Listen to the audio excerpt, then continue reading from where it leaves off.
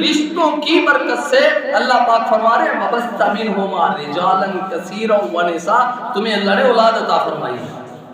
بیٹیاں دی ہیں، بیٹے دیے ہیں، اسی ذریعے سے ملے ہیں نا۔ تو اب یہاں کرنا کیا ہے؟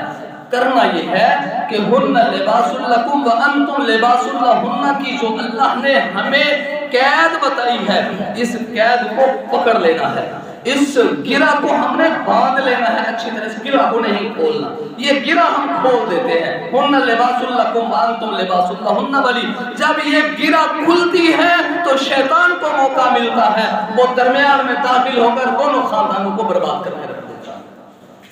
کیا ہوتا ہے؟ خاوند اپنی بیوی کی چغلیاں مارتا ہے، بیوی اپنے خاوند کی چغلیاں مارتی ہے، وہ اپنے میکے میں مارتا ہے، وہ اپنے میکے میں مارتی ہے چغلیاں، اور وہ اپنے خاوند کی کمزوریاں باہر بیان کرتی ہے، خاوند اپنی بیوی کی کمزوریاں باہر بیان کرتا ہے، جبکہ اللہ تبارک و تعالیٰ نے ان دونوں کو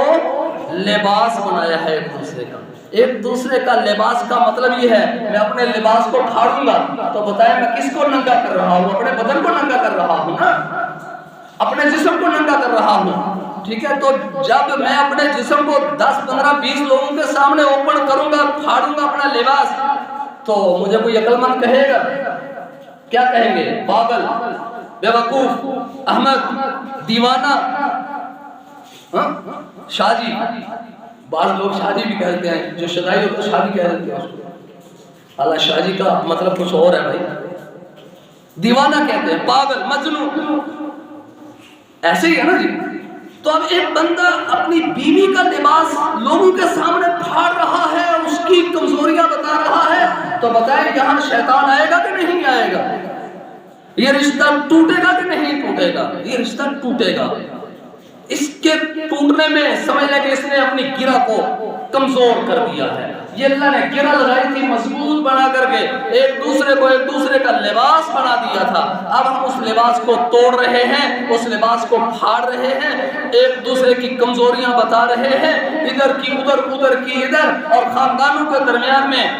پھر موقع بھی مل جاتا ہے باتیں کرنے کا۔ تو عزیزان محترم، عرض کرنے کا مقصد یہ ہے کہ رب العالمین نے یہاں ہماری یہ جو رہنمائی فرمائی ہے وہ اس انداز میں ہے کہ اگر ہم اس رہنمائی کے مطابق ہن لباس لکم وانتم لباس لہن بن جائیں، اور یا ایھا الناس اتقوا ربکم الذی خلقکم من نفس واحدہ، اس کی عملی تصویر بن جائیں، اللہ سے ڈرنے والے بن جائیں، رشتے ناتوں کو مضبوط رکھنے والے بن جائیں، اور یا ایھا الذین آمنوا اللہ وقولوا قولا سدیدا، قول سدید ہماری زبان پر ہو، قول سدید کے بغیر کوئی بات نہ ہو، سیدھی کھری صاف ستھری باتیں ہم آپس میں ایک دوسرے کے ساتھ کرنے والے ہوں، میاں بیوی کے ساتھ، میاں بیوی میاں کے ساتھ، ایک دوسرے کے ساتھ قول سدید جب ہوگا، اللہ کی قسم یہ رشتہ خراب نہیں ہوگا، رشتے میں اور مضبوطی آئے گی،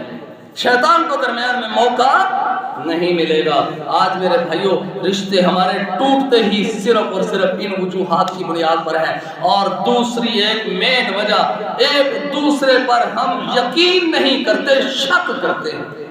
شک کی مزاج بندہ، اسی کی بھی زندگی ہے، اس کی کیا زندگی ہے؟